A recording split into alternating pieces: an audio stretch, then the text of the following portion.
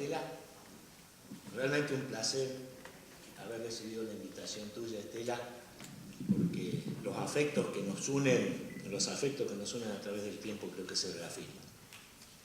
Representante Salvador, un gusto volver a verte. El año pasado tuvimos la oportunidad con Salvador de estar juntos en Santa Cruz de la Sierra y forjamos una amistad muy sólida que gracias a Dios y gracias a los caminos de Rotary se vuelven a repetir. Gobernador electa, doctor, gobernador Carlos, coordinador Daniel, ex gobernadores, familia del distrito 4920. Gracias Estela por prestarme esta tribuna para conversar con ustedes sobre un tema que en realidad probablemente muchos de ustedes conozcan, pero tal vez muchos de ustedes no conozcan. Yo creo que aquí veo caras que habitualmente no he visto en mi paso por el distrito 4920 y me las imagino caras nuevas. Y es muy probable que ustedes no conozcan la historia de polio, como así también aquellos que tenemos grandes batallas, como Julio, por ejemplo, haya escuchado muchas veces lo que yo les voy a decir, por eso les pido disculpas por ello. Pero el tema que vamos a abordar hoy es polio. Y como ustedes saben, polio para nuestra organización es el programa de máxima prioridad. No hay otro programa corporativo que tenga la organización ni la Fundación Rotaria. Es el programa de máxima prioridad y no vamos a hacer ningún programa corporativo hasta que polio tenga el fin que nosotros todos deseamos, que no tiene que ser otro que el éxito y la erradicación definitiva de la enfermedad. Y lo vamos a tratar de enfocar desde 4 ópticas diferentes. Yo tengo unos 20 minutos alrededor de eso y voy a tratar de condensar desde 4 ópticas diferentes la historia de polio que ustedes creen que comenzó allá por el año 1985 y eso no es así. Vamos a tratar de darle un enfoque histórico, vamos a tratar de hacer un resumen de la cuestión económica financiera, vamos a ver la cuestión epidemiológica, porque no tenemos otra alternativa que saber qué está pasando con los casos en el mundo, y por último vamos a tratar de condensar todo esto en un enfoque filantrópico para ver o intentar saber o conocer qué es lo que los rotarios hicimos, hacemos y podemos hacer. Y la historia, miren, la historia no comienza en 1985. La epidemia de polio en los Estados Unidos del año 1917, si la memoria no me traiciona, dejó más de 7.000 muertos y más de 27.000 niños lisiados. Fundamentalmente, la mayoría de los casos en los Estados Unidos. Se pensó entonces, para la época, que los clubes rotarios podrían comprometerse con este tema de ayudar al tratamiento y la futura erradicación de la polio. Pero miren, el año 1993 nos marcó y cuando yo cuento estas cuestiones históricas se los cuento para que vean que no todo ha sido fácil. Probablemente los rotarios nuevos conozcan de que vamos viento en popa, que hemos erradicado el 99% de la enfermedad y un montón de cosas más, pero no fue fácil. La Convención de San Luis, Missouri del año 1923 votó de que Rotary Internacional no podía entrometerse en la toma de decisiones de los clubes porque eran autónomos, porque hubo una propuesta de que Rotary Internacional se involucrara corporativamente para ayudar a la Asociación de Pro Niños Lisiados de la época a trabajar conjuntamente con polio. Y allí arranca nuestra historia. La primera historia arranca con un fracaso. No todo fue un camino de rosas. Pasaron muchos años. Los casos de polio se multiplicaban por miles. Los niños morían. El mundo solamente atinaba a ¿qué? ¿Recuerdan a qué? A fabricar los pulmotores, los pulmones de acero. Pero Rotary y los rotarios no estaban dispuestos. Y seguramente que así lo pensaron los hombres y las mujeres de las ruedas internas de la época, no estaban dispuestos solamente a fabricar y a entregar sillas de ruedas. En 1979, el presidente Jack Davis hizo una prueba piloto y lo envió. Los que somos veteranos en las lides de Rotary conocemos al secretario general, el ex secretario general Herbert Pickman, lo envió a la sede de la OMS con el intento de ver la posibilidad, si nosotros como Rotarios y Rotary como organización podíamos involucrarnos en algún programa que ayudara a la erradicación de la enfermedad. Y la respuesta nuevamente fue mala, la respuesta nuevamente fue negativa, fue otro duro golpe para la organización. ¿Sabe lo que le dijeron a Herbert Pinkman? Le dijeron, miren, en 1978 ustedes, así se dice, hicieron un programa piloto en Guatemala, fracaso. Y Rotary no tiene la capacidad suficiente, y escuchen bien lo que yo les voy a decir, cuál fue la contestación de la ONU, que no teníamos ni la capacidad suficiente en recursos humanos, ni no teníamos la capacidad suficiente en recursos económicos para comenzar una campaña de erradicación de la enfermedad.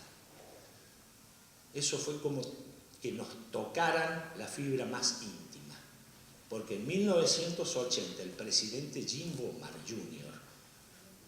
puso en marcha y autorizó, festejando el 75º aniversario de la fundación de nuestra organización en la Convención de Chicago, autorizó el uso de $760.000. ¿Recuerdan lo que eran las subvenciones 3H, salud, nutrición y desarrollo humano? Autorizó el uso de la primera subvención 3H para vacunar a 1 millón de niños en un programa piloto en Filipinas. Ese fue un poco la vuelta de tuerca. Eso fue un poco el comenzar otra historia, pero el destino nos tenía preparado otra sorpresa. Cuando el presidente Bomar Jr. se reúne con el presidente Ferdinand Marcos, él le dice, yo no tengo nada que ver con estos asuntos, arreglen con mi esposa, ministro del Interior, Imelda Marcos.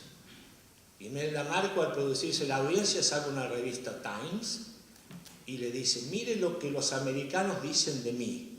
Y hablaba de su esnovismo, de sus 30.000 pares de calzados, unas cuestiones en donde hablaban de la corrupción. Y entonces ella le dijo, ¿cree, presidente, que yo los voy a ayudar? Pero el presidente Bomar, si tenía alguna cualidad, era su tenacidad.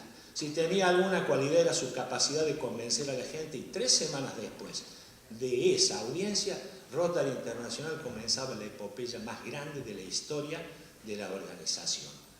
Se producía la primera jornada nacional de vacunación en Filipinas con el objetivo de vacunar a 1 millón de niños. Y así pasó el tiempo. 1981 nos tiene deparada una sorpresa muy interesante. El presidente Stanley McCaffrey crea el Comité de Nuevos Horizontes y pone al frente al director, en aquel momento al director, futuro presidente de Rotary Internacional, Cliff Dotterman, con el objeto de hacer una encuesta o encuestar a diferentes líderes rotarios a los efectos de ver cuál programa corporativo podíamos encarar como organización. Si uno piensa que Polio Plus fue la idea de una sola persona, eso no es la realidad. Hubo más de 2.900 respuestas y llamó la atención la respuesta de un ex gobernador de distrito, John Server, médico, que dijo, sería interesante que los rotarios, utilizando la potencialidad del conjunto y la fuerza económica, intentáramos realizar campañas de vacunación a los efectos de erradicar las enfermedades e infectos contagiosas. Esa fue un poco la llama que encendió la creatividad del presidente Canseco, que en 1985 lanza al mundo, y para aquellos que somos rotarios de aquella época recordarán ustedes, el programa Polio 2005, con el objeto de vacunar o inmunizar a todos los niños del mundo, no con el objeto de erradicar la enfermedad.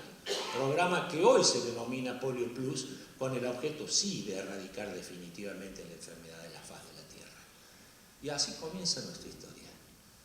Esa fue la historia, con fracasos, con alegrías y con tristezas. 1987 nos encuentra con el compromiso de brindarle al mundo una donación de $120 millones a fin de colaborar con la coalición de la Organización Mundial de la Salud, del UNICEF y el Centro de Control de Enfermedades de Atlanta con un fondo de ayuda financiera. ¿Y saben qué sucedió?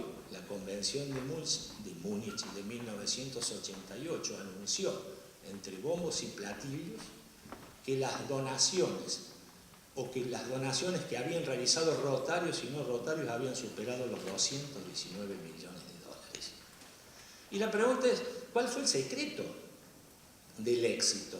Y el secreto fue simple, no todos la misma cantidad, sino que cada uno de nosotros efectuamos el máximo esfuerzo que pudimos hacer. Hubo rotarios que donaron $2 millones, esposa de un gobernador de distrito de Canadá que escribió un libro de recetas culinarias que recaudó más de $1 millón, y hubo rotarios que donaron nada, o rotarios que donaron $1, pero cada uno de nosotros, y entre eso hago un justo reconocimiento y justiprecio el esfuerzo de ustedes, hicimos nuestro máximo esfuerzo. El distrito 4920 fue un pionero, de hecho lo es, y el éxito radicó en que cada uno de nosotros vimos la posibilidad de efectuar nuestro máximo esfuerzo. Y así pasó el tiempo, y nos encontró el presente, y seguramente nos encontró el futuro. De 1988 a la fecha, casi todos ustedes saben qué ocurrió. Y este es un poco el resumen de la cuestión histórica que yo quería contarles. ¿Qué pasó? Cuando nos encontramos con los $219 millones, la coalición comenzó a realizar todo un proceso de erradicación de la enfermedad que a la fecha ha dado los siguientes resultados. Miren, en ese cuadro ustedes leerán $12.1 billones, que es lo mismo que 12.100 millones de dólares, que esa es la inversión y no el gasto, porque la palabra no es gasto, la inversión que la coalición al cual formamos parte ha hecho desde el año 1985 a la fecha. Y ustedes podrán observar en la parte inferior de la torta del cuadro, en color rojo ladrillo, que fue el color de mi saco del año, por eso me puse en color rojo ladrillo, que hay 3.300 millones de dólares donados de organizaciones no gubernamentales, entre las cuales está Rotary Internacional y la Fundación Bill y Melinda Gates. De esos 3.300 millones de dólares, Rotary ha donado 1.400. Ustedes, nosotros, ustedes. 1.400 millones de dólares forma parte del aporte en concepto de donaciones. Y la zona 23B y 23C a la cual pertenecemos, y esto lo voy a decir porque yo estoy aquí por el capricho de una persona que está sentado aquí a mi derecha, que es nada más ni nada menos que Daniel Elisechi. Cuando él fue coordinador regional, no capricho, él fue un amigo. Le preguntaron un nombre, ¿quién podía ser el responsable de polio en la zona 23B? Y él dijo Héctor Mario Demer, así. Y hace 7 años que estoy parado acá. No me puedo bajar todavía. Pero cuando conversamos con Daniel sobre los objetivos de la campaña del desafío, primero de los 100 millones de dólares y después de los 200 millones de dólares, y hoy campaña en Polio Now, que en realidad ha ido cambiando el nombre, pero el objetivo es el mismo. Yo le dije, Daniel, la zona 23B y la zona 23C es capaz, desde el año 2007 al año 2012, de recaudar 500 mil dólares. Hoy tengo que anunciarles que desde que comenzó la campaña el 1 de diciembre del año 2007 hasta la fecha, hemos superado los 2 millones de dólares en concepto de donaciones exclusivamente.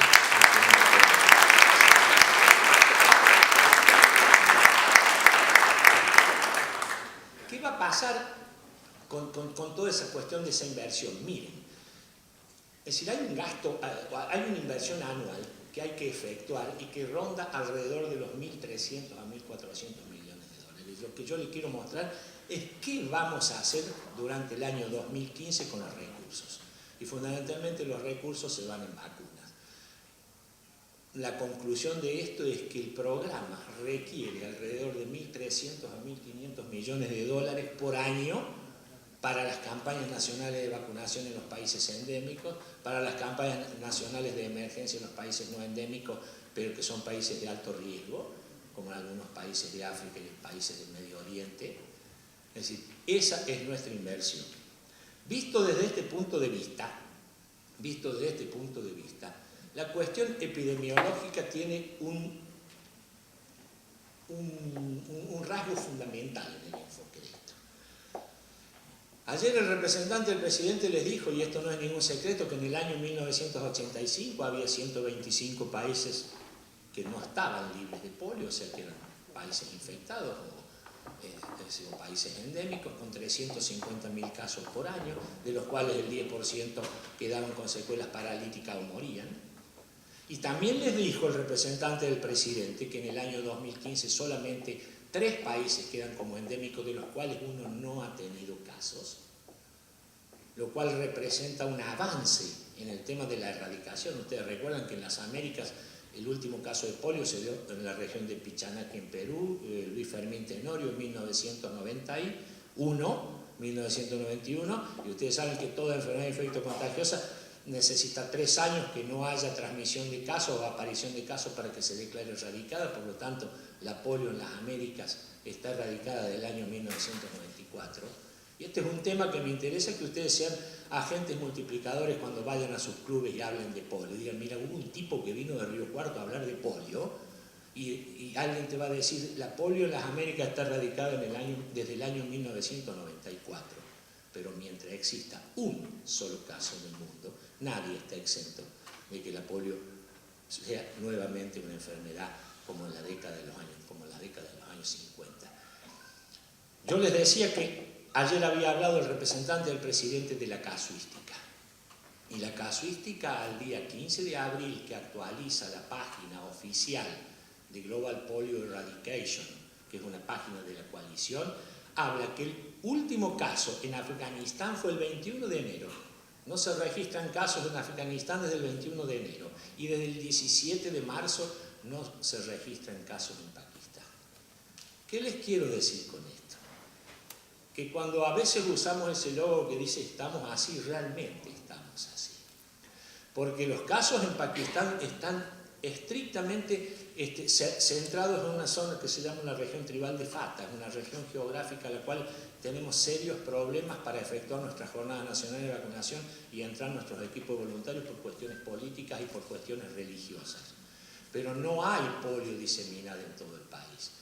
Si Nigeria durante este año no registra casos de polio, seguramente, también se dijo ayer, África será declarada libre de polio.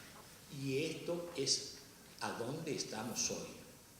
La imagen anterior, a dónde estábamos. La imagen de ahora es a dónde estamos hoy. La pregunta sería, ¿hacia dónde vamos? Acá tenemos que enfrentar un serio problema, que es la desaparición de los niños. La desaparición, cuando yo hablo de desaparición de los niños, hablo efectivamente de desaparición de los niños. Ustedes saben que hay un nivel de inmunización que tenemos que cubrir, por lo menos arriba del 90%, para considerarse que la inmunización es segura. Hay países de África y hay países de Oriente, como la India, por ejemplo, que si bien no registra casos, en donde la migración de las personas y la migración de los niños hace que se desaparezcan o que no estén durante las jornadas nacionales de vacunación en el lugar donde tendrían que estar. Entonces, eso es un tema que nosotros, con una cuestión de logística, todo lo que sean los equipos de voluntarios y todo lo que sea el control y todo lo que sea la vigilancia, tenemos puesto nuestros ojos fundamentalmente en hacer un seguimiento de los desaparecidos en las jornadas nacionales de vacunación. Y creo que desde el punto de vista técnico-médico es uno de los problemas que, si lo solucionamos, realmente vamos a poder en forma definitiva erradicar la enfermedad. La coalición, a la cual ya les dije, Organización Mundial de la Salud, UNICEF, el Centro de Control de Enfermedades de Atlanta, Rotary International, y a la que últimamente se ha sumado la Fundación Bill y Melinda Gates, tiene un plan estratégico. Acá se ha hablado mucho de plan estratégico. Y creo que si no hay plan estratégico o si no hay plan, llámenle como ustedes quieran, difícilmente se obtengan resultados. Y el plan estratégico incluye una iniciativa mundial para erradicar la polio. Y ese plan estratégico, un plan quinquenal, desde el año 2013 al año 2018. La idea es que en el año 2018 nosotros declaremos erradicada la enfermedad. Y el plan estratégico es muy simple.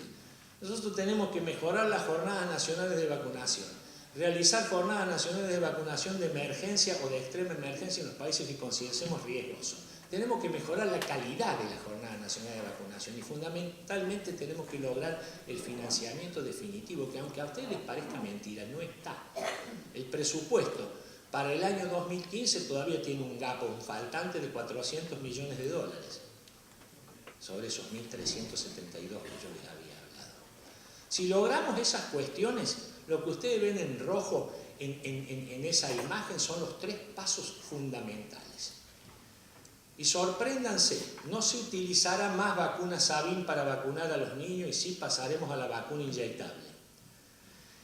El plan final de la erradicación de la polio, la etapa final de la erradicación de la polio incluye que se vacune con vacuna Sol, con vacuna inyectable, por una cuestión técnica médica que no vale la pena que discutamos. Es decir, la vacuna Sabin por los sucesivos pasajes en el intestino produce poliovirus derivado y puede a algunos niños inmunológicamente deprimidos, a algunos niños producirle la enfermedad.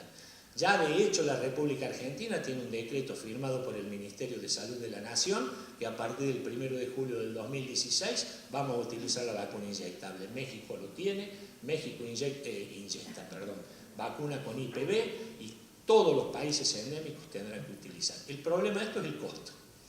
12 centavos de dólares de una dosis de Sabin contra $2 de una dosis de Sol. Pero cuando las papas queman, como digo, si es que vale el término para ustedes, el dinero siempre aparece. Si nosotros utilizamos esto, si nosotros logramos cortar la cadena de contagio, que al 31 de diciembre del año 2015 no aparezca ningún caso de polio, habremos logrado definitivamente el éxito y podremos declarar erradicada la enfermedad en el año 2018. Y el último enfoque que yo quería contarles sobre esto era el enfoque filantrópico, el enfoque de ustedes, es decir, ¿qué es lo que podemos hacer? ¿Qué es lo que podemos hacer los rotarios? Desde el punto de vista de que nosotros vivimos en una zona en donde la enfermedad no existe. Miren, muchas cosas podemos hacer, pero muchas en serio. Por eso a mí me interesa que ustedes sean los agentes multiplicadores de esto, porque nosotros podemos hacer muchísimas cosas en serio. Pero fíjense que gracias al trabajo de ustedes, ¿qué es lo que se ha logrado? Yo no me voy a detener en esta imagen, pero hemos erradicado la enfermedad en el 99%, hemos vacunado más de 300 millones de niños el año pasado. Todas estas cuestiones han sido los logros y los éxitos. Pero fundamentalmente hay 2 cosas que me interesa resaltar. Si nosotros somos exitosos, los países del mundo ahorrarán alrededor de 1.500 millones de dólares. Si nosotros no somos exitosos, si nosotros fracasamos, hay un estudio del Journal Vaccine, del Medical Vaccine, en donde en los próximos años 40 millones de niños podrían tener polio de acá al año 2035. Si nosotros no logramos erradicar definitivamente la enfermedad. Entonces va a depender de quién, va a depender del esfuerzo de muchos y en esas cuestiones también depende también del esfuerzo de ustedes. ¿Y qué es lo que podemos hacer? Podemos hacer muchas cosas, con plata o con dinero y sin dinero. Sin dinero podemos efectuar controles y vigilancias en zonas peligrosas. Cuando yo hablo de zonas peligrosas no significa de peligro de la inseguridad, sino en bolsones donde hay pobreza, en donde sospechamos de que los niños no tienen las cartillas de vacunación completa. Podemos concientizar en las escuelas sobre la importancia del Plan Nacional de Vacunación, más allá de que sea obligatorio. Hay muchas cosas para hacer. Y con dinero también hay muchas más, porque los clubes pueden donar al Fondo Polio, que de hecho los estoy invitando que así lo hagan, pueden hacer donaciones a título individuales, pueden los distritos hacer donaciones del Fondo Distrital designado, pueden hacer donaciones extraordinarias a través de corporaciones y una serie de cuestiones a las cuales ustedes pueden acceder. Mi reflexión final para darle un cierre a esta conversación simple que hemos tenido es: yo pienso, y con mucho respeto se los digo, que tal vez los rotarios no hemos tomado la real dimensión de lo que hemos hecho. Tengo la sensación de que los rotarios no hemos justipreciado el esfuerzo que se ha hecho en pro de la erradicación de esta enfermedad de la faz de la Tierra. Tengo la sensación de que los rotarios no hemos adquirido el suficiente conocimiento a los fines de autovalorarnos y justipreciar el trabajo de 30 años. Y por eso los invito a que ustedes reflexionen sobre estas cuestiones. Yo siempre digo que la historia nos tendrá reservada una página importante cuando se escriba la historia de la erradicación de la enfermedad. No me cabe ninguna duda de que nos tendrá reservada una página importante. Aquel que empuñe la pluma en el devenir de los tiempos o en el futuro para escribir esa historia deberá obligatoriamente reservarnos una página importante de la historia. Y tendrá que pensar, aquel que escribe esa historia, por qué y cómo los Rotarios hicimos esto posible. Y si yo fuera el dueño de esa pluma, yo escribiría: lo hicimos posible porque los Rotarios son unos idealistas. Simplemente porque los Rotarios son idealistas, fundamentalmente tienen ese sentimiento del idealismo. Y cada vez que yo digo los Rotarios son unos idealistas, me viene a la mente esa famosa obra de José Ingeniero, El hombre mediocre, cuando habla y dice: los ideales pueden no ser verdades, los ideales son creencias, pero solamente pueden ser llamados idealistas aquellos que, viviendo en un mundo imperfecto, luchan por vivir en un mundo mejor. Esos son ustedes. Gracias.